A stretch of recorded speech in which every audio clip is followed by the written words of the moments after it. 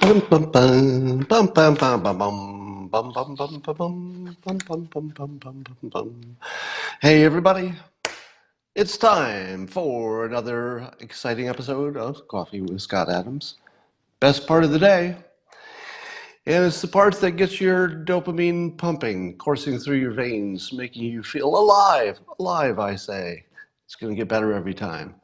And today, all you need to enjoy this perfect moment, all you need is a cup or a mug or a glass. It could be a stein or a chalice or a tankard. Might be a thermos, a flask, a canteen. Might be a vessel of any kind. But you want to fill it with your favorite liquid. And what you want to do then is join me for the simultaneous sip and unparalleled pleasure. Oh, I feel sorry for anybody who didn't experience that. So, we've got an exciting show. I've got a special guest who's going to be probably more interesting than just about anything you've heard this week. Give you a little break from the news. If I could summarize all of the news, allow me to summarize every piece of news on every website everywhere. So-and-so is a racist. That's it. Pretty much, that's the whole story. So-and-so is a racist. So that's all the news. In a moment, I will be inviting my special guest, and I say that he's already here. So let me bring him on. Steve Hsu will give you a proper introduction in a moment, as soon as you're here. Steve, can you hear me? Whoops, hold on. Don't say I got the wrong.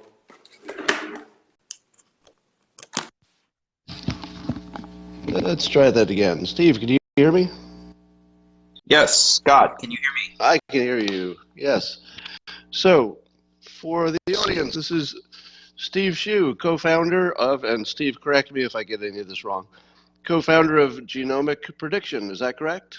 That is correct.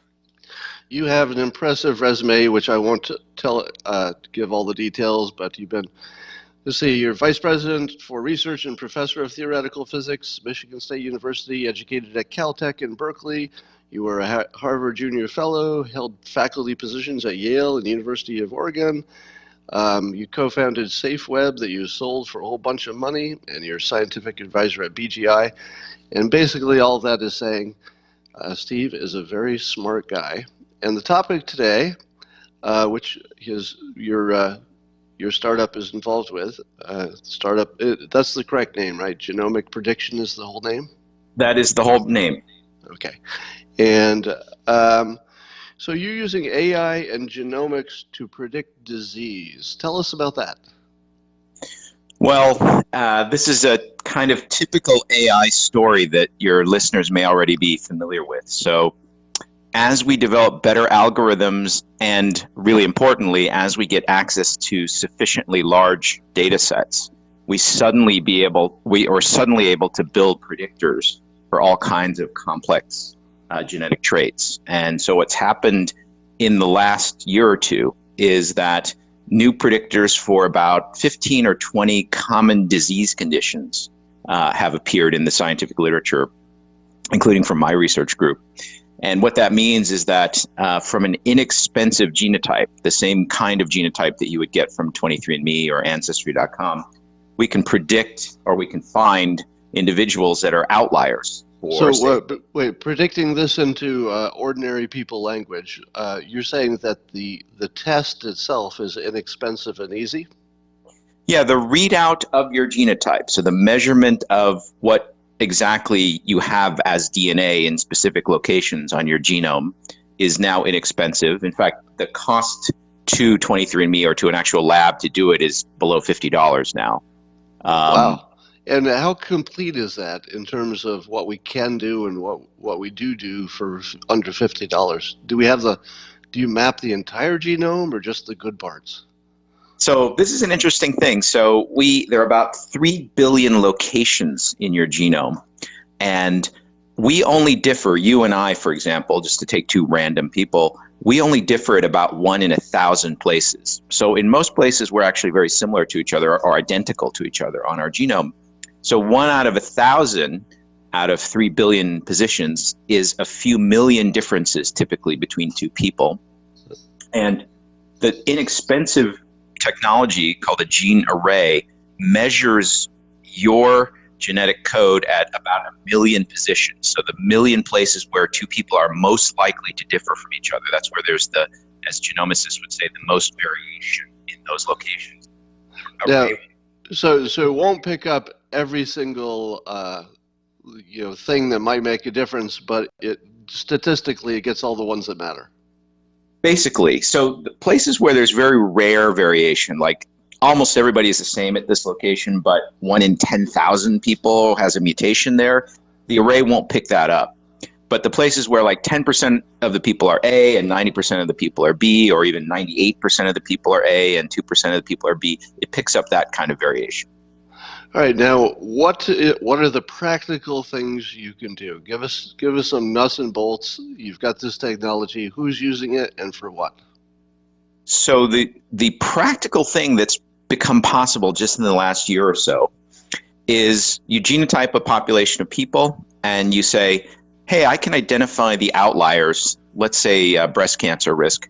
I can find the 1% of women that have the highest breast cancer risk based on their genotype.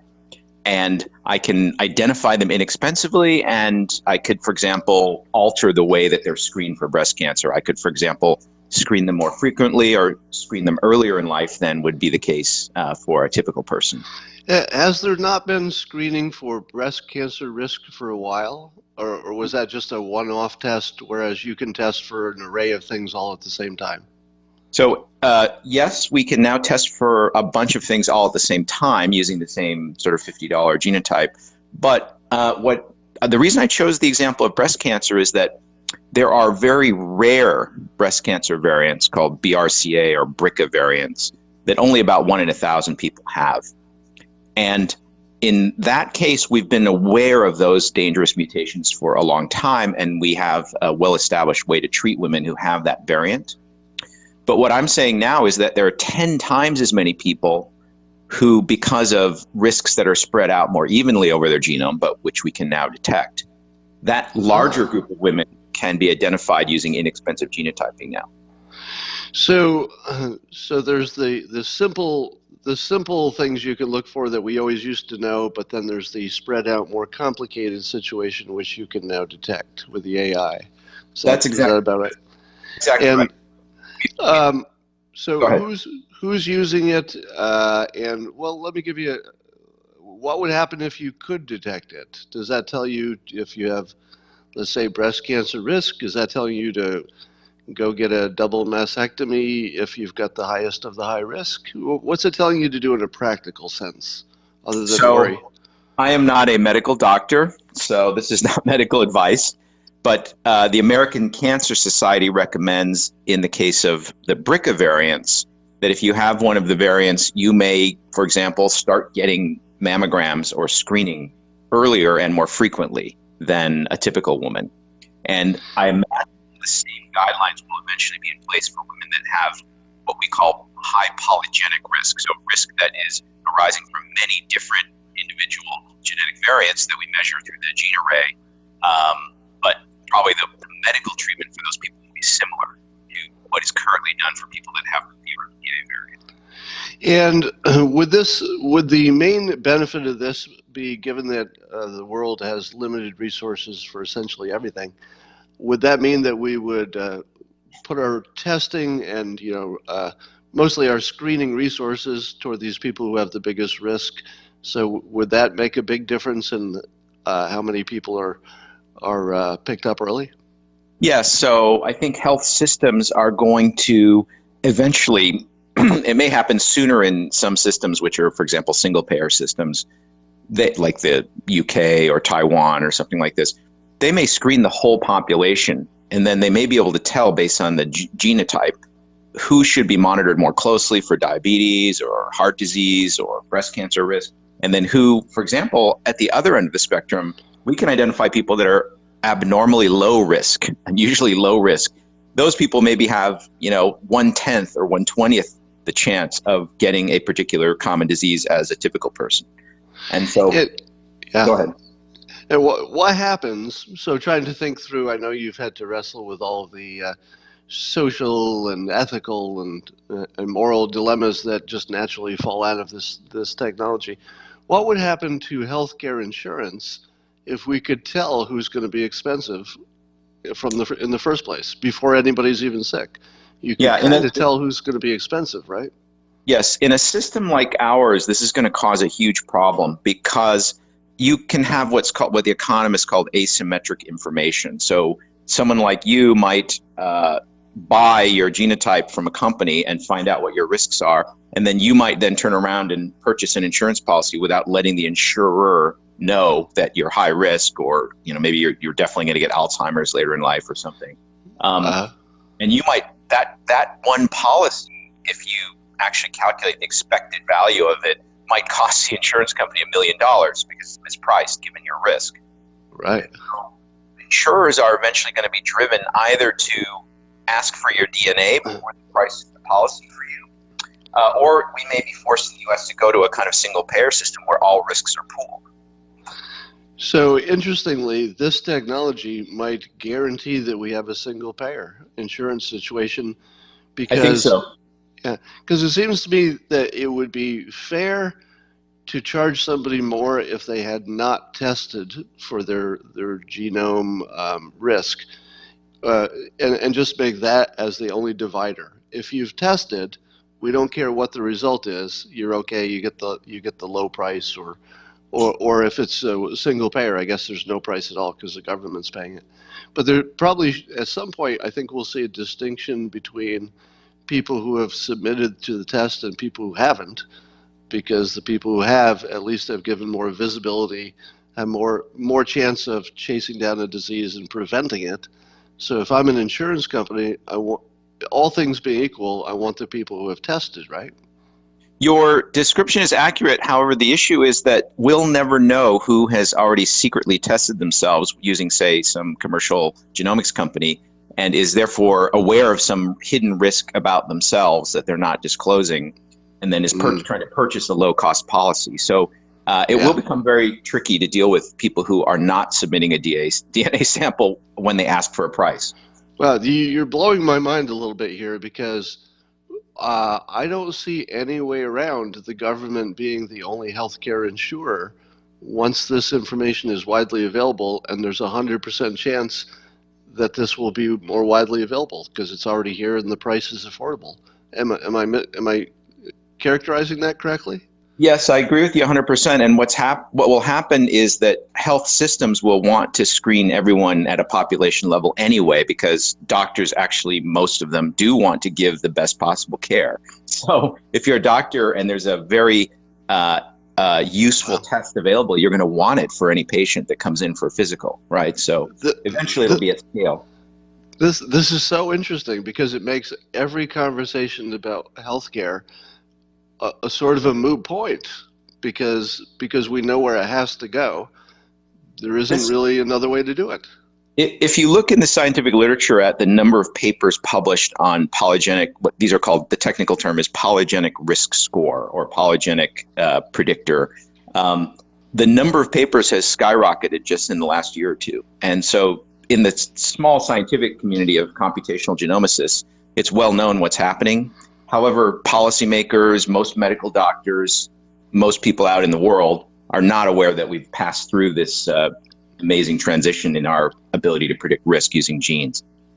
Now, I'm trying to get a size on this. So let's say we did everybody's genome, just hypothetically. We had every adult's genome, so we could tell who exactly are the big risks for cancer. If we had all of that information, and then people acted upon it, meaning they got more frequent screening, they were more aggressive in looking for it, maybe some lifestyle changes as well. If cancer at the moment is a 10 out of 10, I realize cancer treatments have improved a great deal, but let's just say its current state is a 10 out of 10 bad. Let's say we started genome testing everybody universally tomorrow. From a 10 out of 10, where would that get us in terms of curing, treating, remediating cancer? Well, this specific set of discoveries isn't necessarily telling us anything about how to cure cancer, but it will improve our ability to detect it early and to focus the detection resource on. Well, I'm conflating things, not talking in a medical sense, but the ones that can be detected early are effectively, treatable in a way that late detection is not. So if you could imagine a 10 out of 10 where you start, can you bring that down to an 8? Or are you talking about bringing it down to a 3 in terms of how big a deal cancer is to an adult? I think it is not gonna. So I'm not a medical doctor or even a medical policy researcher. All I will say is that for a certain segment of the population, so the people who are, say, top 1% risk for a particular condition, the chances that their cancer is detected early will increase dramatically based on this genetics. Okay, yeah, there's no way to know until it plays out.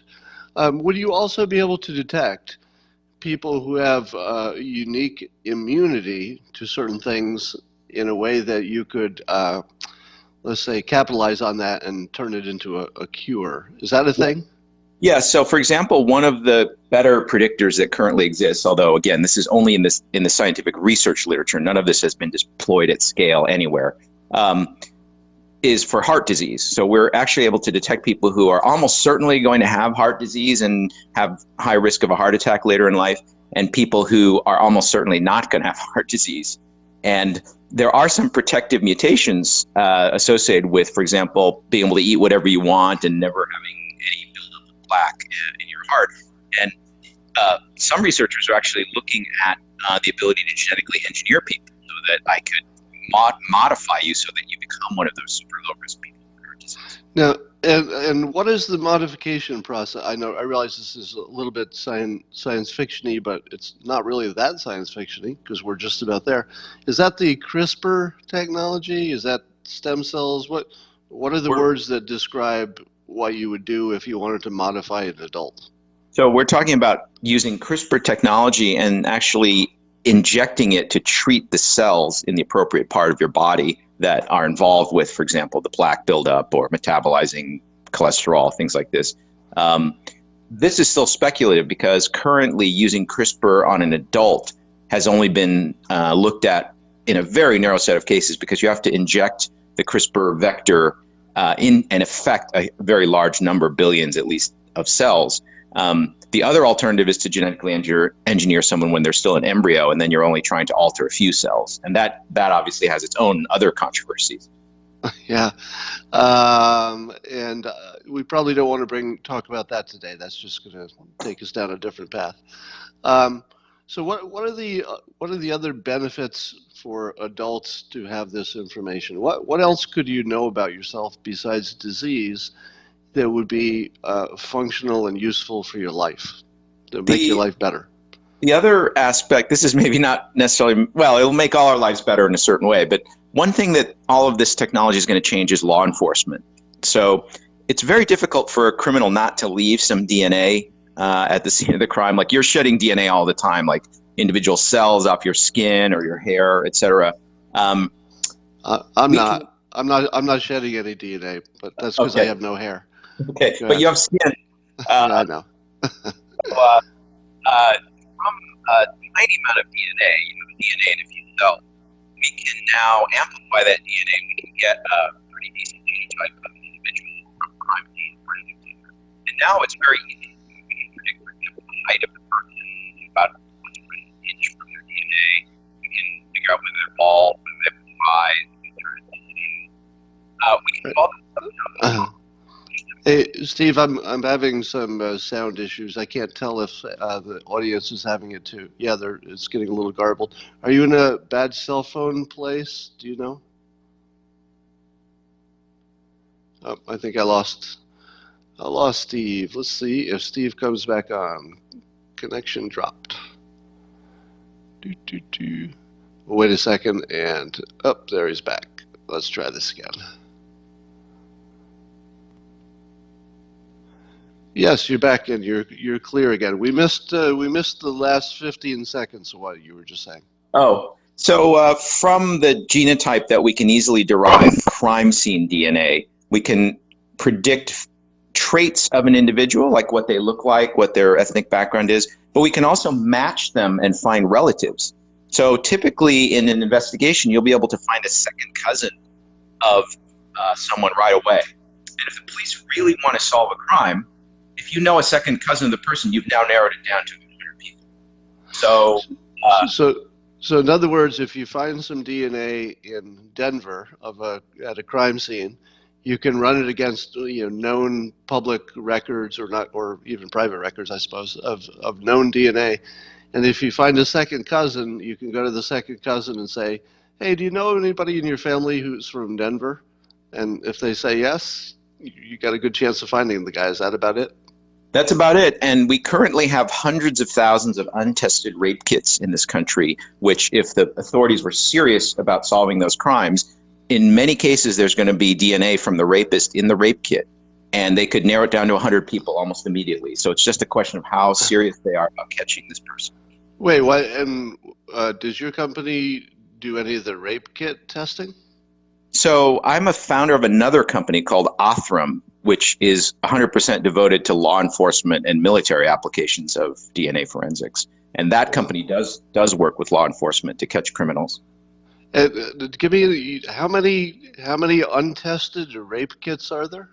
It's hundreds of thousands. Oh my God.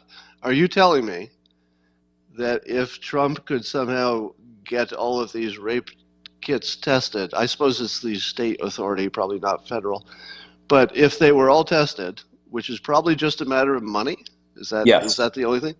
So it's only a matter of money. You could probably solve or at least narrow down more than 100,000 rape cases. Yes, there was a great paper written by a Stanford economist where he estimated the ROI from processing all this backlog of rape kits. And when it costs about $1,000 to run the kit. Then of course you have to track down the killer. So there's still some gumshoe detective work involved.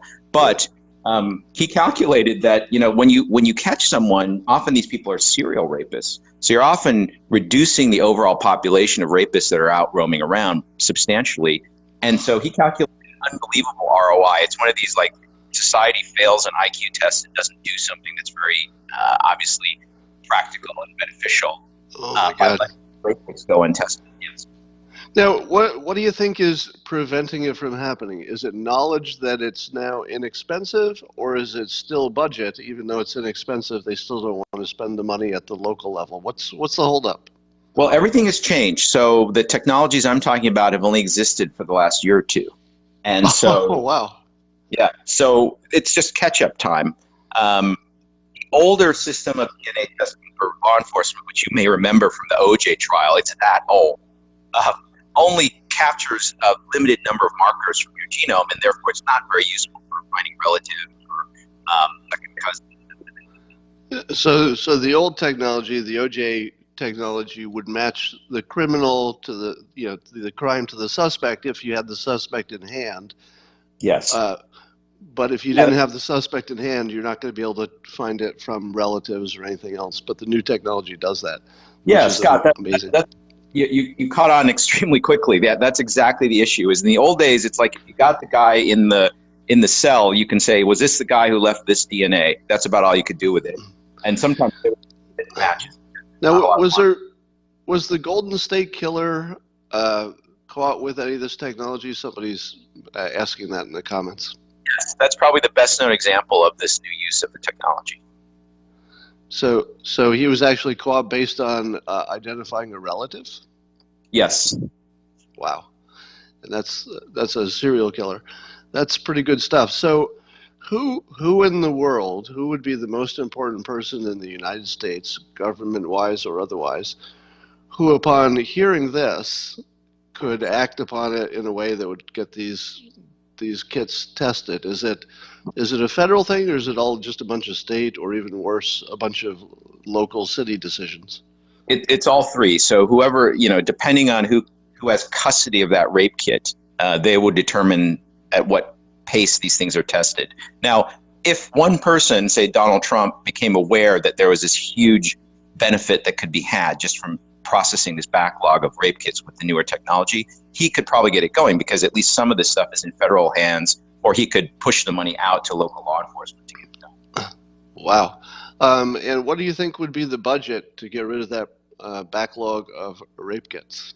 Well, if you say I have 100,000 kits and it costs $1,000 to process a kit, that's about $100 million.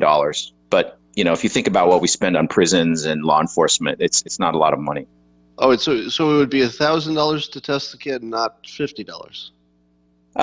So the extra expense here is that typically you're dealing with a very dirty sample here. You've got to do all kinds of biochemical prep processes before you can run you may ultimately be running a $50 genotype or $100 process at the end, but you've got to prep it and clean it and do all these other things. It's typically about $1,000. Would it make more sense for the federal government to set up a lab where everybody sends it in for testing? Or would it make more sense for every individual, state or something to just sort of do it on their own? There are great advantages to scale, which is why at Othram, which has a 4,000 square foot special lab with air handling and all kinds of clean room characteristics, there are reasons why to have specialists in this kind of DNA processing forensic work all in one place and who can operate at scale. And so that's what we did when we invested in this company. Can you spell the name of Othram? Yes, it's Othram. And Othram in The Lord of the Rings was the wall that protected Minas Tirith from the orcs and Sauron. Well, you have demonstrated your geek credentials very well. I think my audience will appreciate that. Yes. So, you've probably been watching the news, and you know that President Trump authorized the big expenses for AIDS drugs to keep people from spreading it, I guess. And if you spent enough on those AIDS drugs, you could almost eradicate it in the United States just by making a prophylactic that worked. And the thought that we could take a huge bite out of cancer and other disease. What are some of the other diseases that would be caught early that you could treat early? There are other diseases like type 1 and type 2 diabetes, heart disease, hypothyroidism, all kinds of common diseases generally have some complex genetic architecture, and now the AI type work is able to identify people at high risk just from their genotype. Wow. So if we had $100 million at the federal level in a lab, and would Othram be able to do all the work? You'd have to gear up tremendously to handle big volume, right?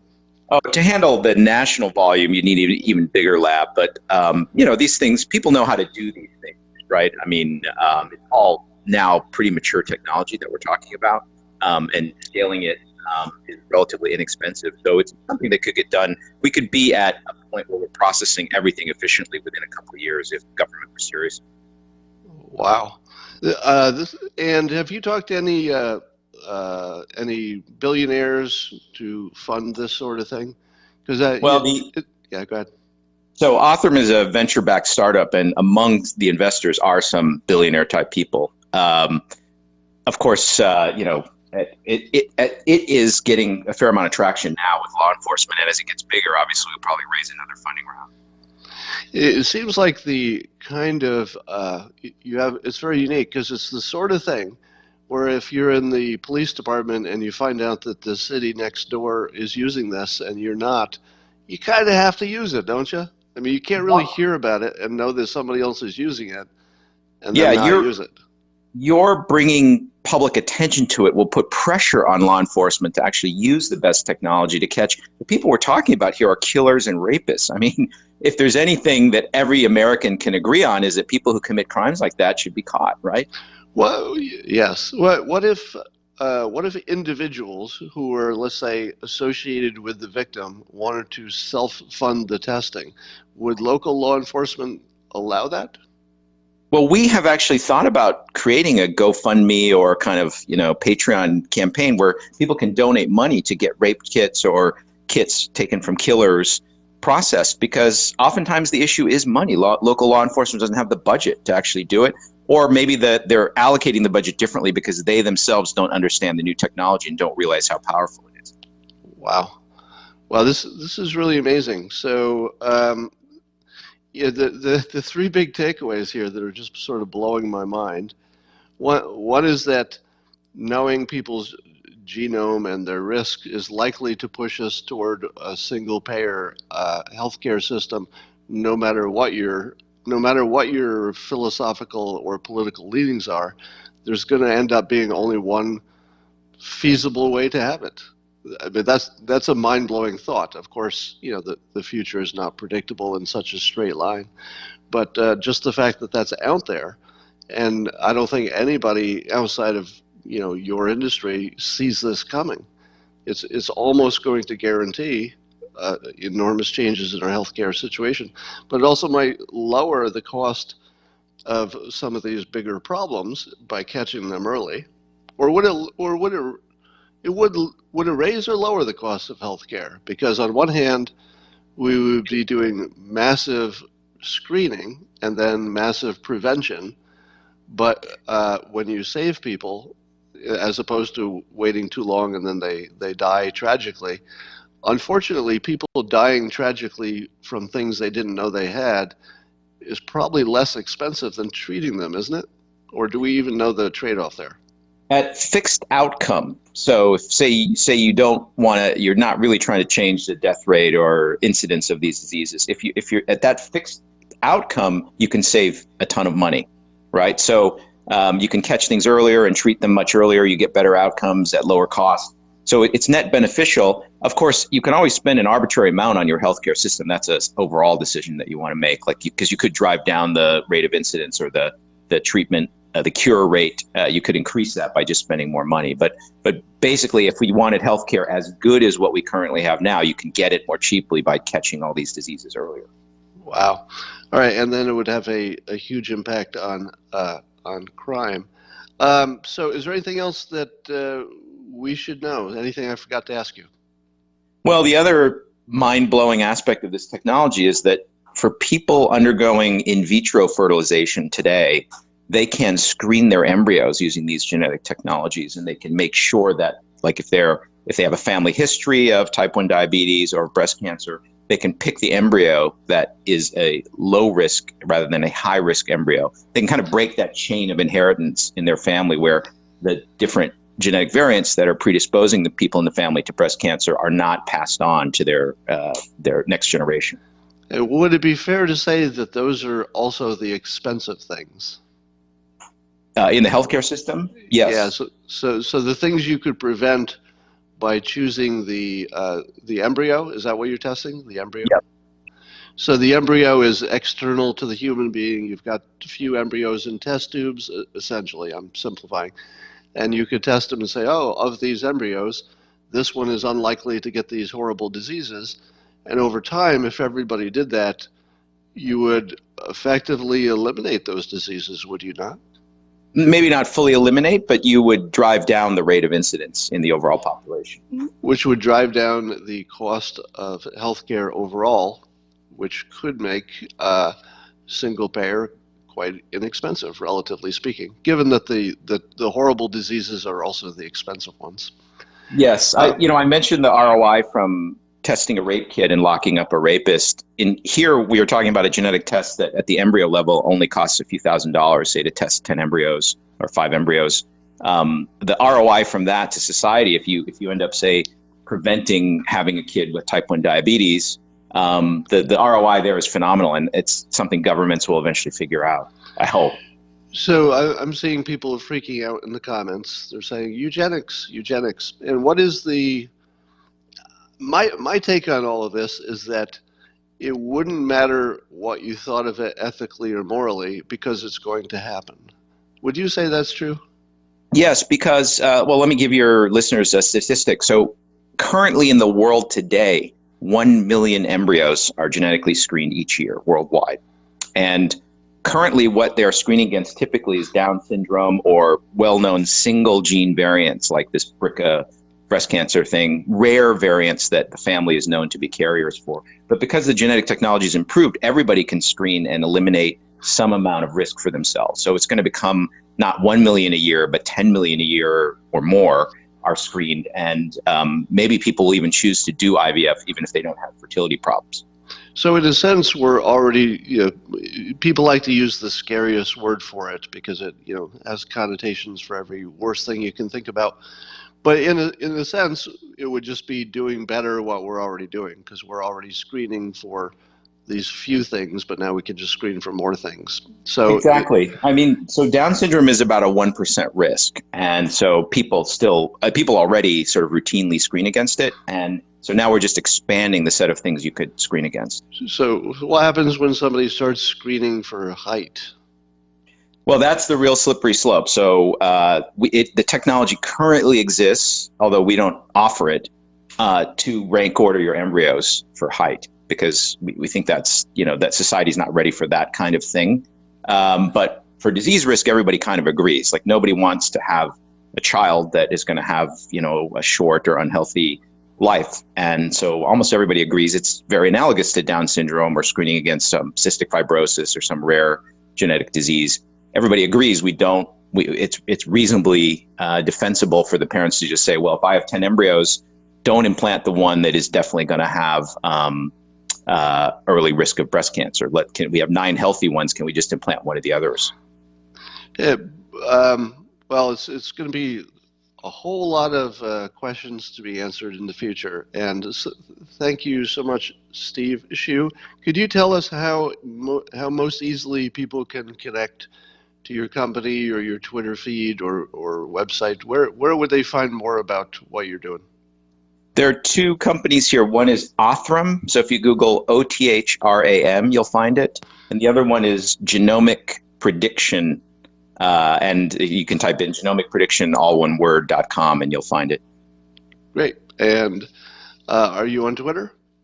I am on Twitter. My handle is my last name _Steve. So it's Hsu_Steve. But you can just type in my name to Twitter, Steve HSU, and you'll find me right away. Right. So last name Hsu, spelled HSU. Thank you, Steve. This was incredibly enlightening. And yeah, it's been a pleasure. All right. And we'll talk to you again soon, and have a great day. Have a great day. Bye. Bye. Wow. How about that, huh? That was interesting. Let's talk about the news. So, as I said, it turns out everybody's a racist. My favorite news story from yesterday was President Trump was doing a little press conference thing, and somebody asked him about Nancy Pelosi's comment, where Nancy Pelosi said that President Trump is not trying to make America great again, but rather, she said, he's trying to make America white again. And president was asked about that, and what did the president say? He said, that's racist. That's a very racist thing to say. Now, I don't know if you can be a racist if you're a white person talking to another white person. I don't know. But apparently we've reached a new level where everybody's a racist.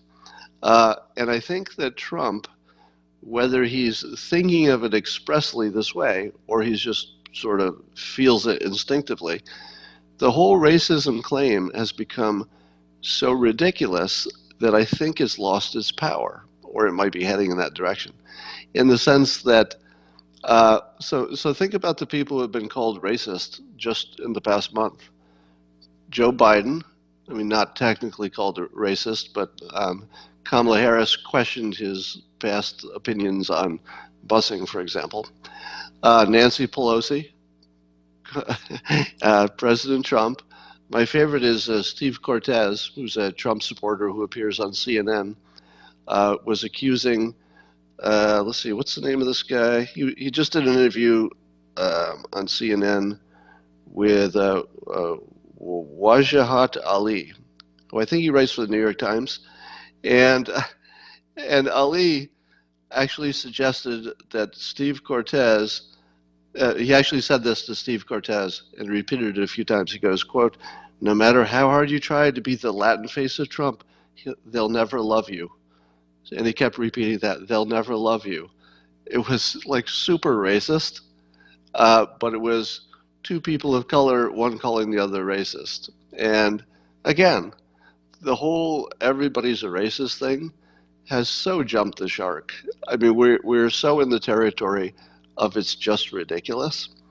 Um, and remember, I always tell you that the slippery slope always has something that forms as a counterforce. There's always something that changes to make you not slip forever.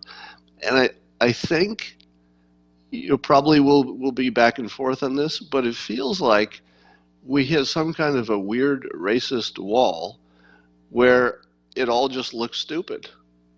It all just looks ridiculous. I think the credibility of any of these claims is zero. Now, part of the reason the credibility of claims of racism have approached zero is that it gets more and more obvious that it's sort of everybody. You could find a reason to call absolutely everybody a racist. For example, a popular thing that the Democrats are saying now is they're saying, or the Democrats are saying, well, President Trump is definitely a racist now because of that tweet, which of course didn't mention race. Yeah, that's their usual thing. He mentions countries, and then people say, you're really talking about race. And I forgot my whole point there. I was going for something very clever. It'll come back to me.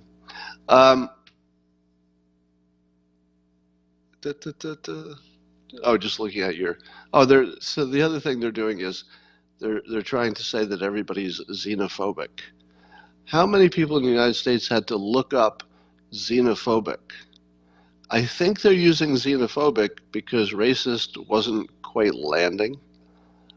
Do you remember the story of President Trump kicking the British diplomat out of the country? He called the diplomat basically stupid and worthless, and he kicked him out. He didn't actually kick him out, but he made it impossible for the guy to keep his job, and sure enough, he quit or got fired, I forget. But that guy was British. He was a white guy. Did anybody say that that was racist? No, they didn't. But if he had been a person of color, they would have, right? So I think we've got to the point where everybody is calling everybody racist just all the time, and it's completely lost. It's starting to completely lose its power. Now here's the math, the racism math that the left got wrong. For 3 years, they've been adding example to example of all the reasons President Trump is allegedly a racist. Individually, every one of those reasons is either weirdly off point or literally fake news. For example, birtherism is about a birth certificate, not really about race. It's the same play that the president used when Ted Cruz was rumored to have some Canadian roots. So we know he uses it for that. And we're watching. I'm just reading your comments. It's totally taking me off my game today. So we're watching people of color calling other people of color racists. We're watching AOC call Pelosi racist. We're watching everybody be called a racist. But because the president has been called a racist for 100 different reasons, right? That I'm exaggerating, but the left have 100 different stories which they say, oh, he's a racist because of this and this and this and this and this, and because of this and this and this. So what the president knows, math-wise, is that this latest provocation in his tweet added 1%. It added 1% to this mountain of imaginary information that they have to call him a racist.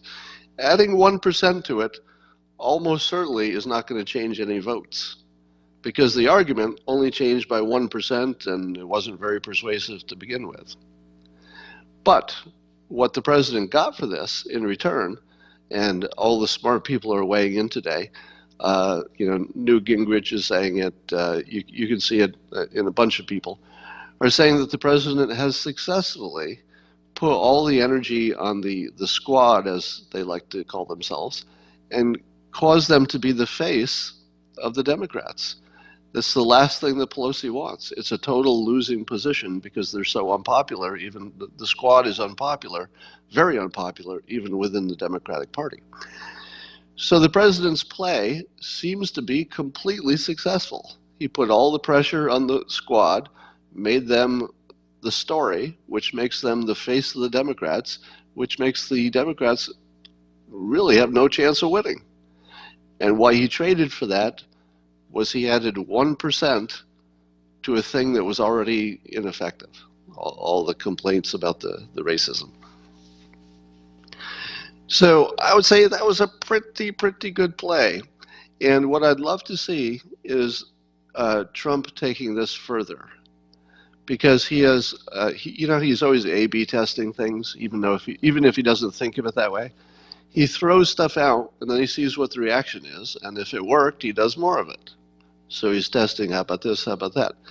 One of the things he tested, and again, this was probably just spontaneous, but now it's out there, is when he accused Pelosi of being a racist, he can kind of watch and see what happens. Okay, was that good? Was it bad?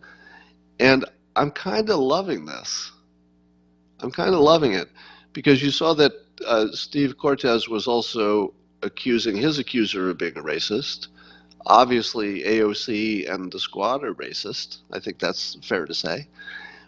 And what would happen if the Democrat message turned entirely on that? What if Trump started calling them racist all the time? Remember when the fake news was first a phrase?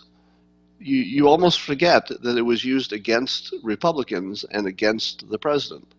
So the two words fake news originally were born as an attack on Republicans and on the president. What is it now?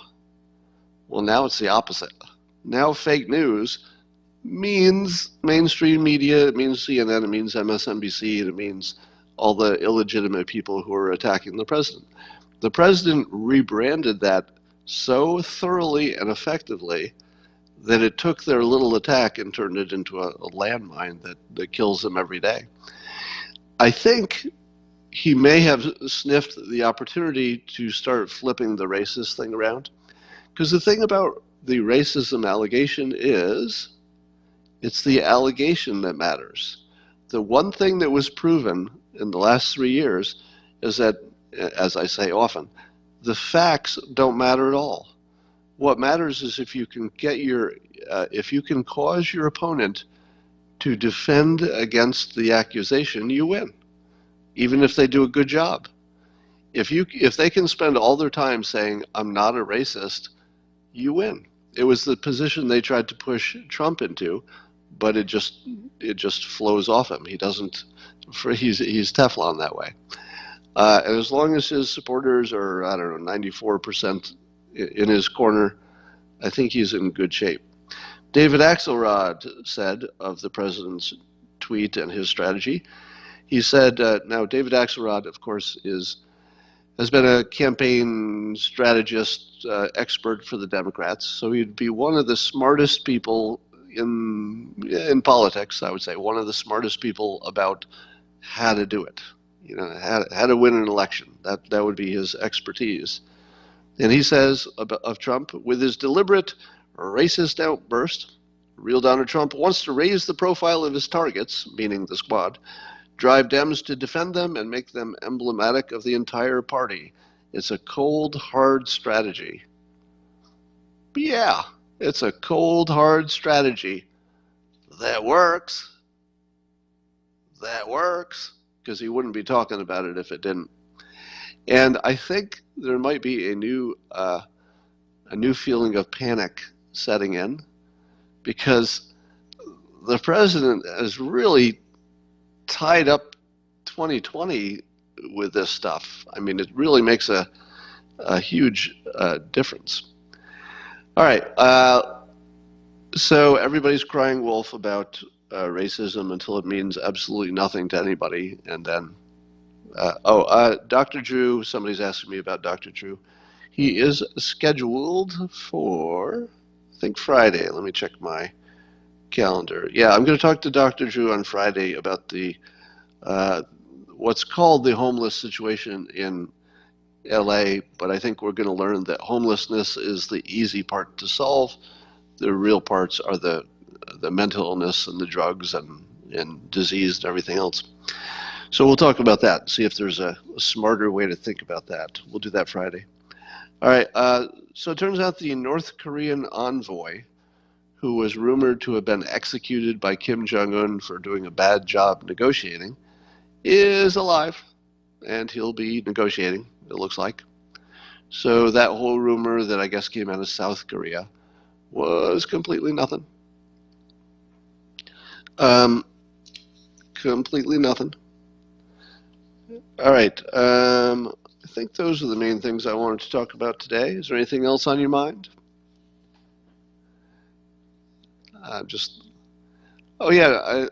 So I almost missed the story. There was some Antifa bomber who tried to attack some border patrol facility, and it didn't get as much attention as I thought it should. It's not in the headlines. It just sort of came and went. Is that because it's Antifa? Now, and I'm wondering if that's an Antifa thing. So we've got a whole bunch of interesting things going on here. And I saw some videos today on Twitter of Obama talking about immigrants and children in cages and stuff. And Obama sounded actually worse than Trump does. You know, if you hear it out of context, you'd say to yourself, man, that guy's a badass on immigration.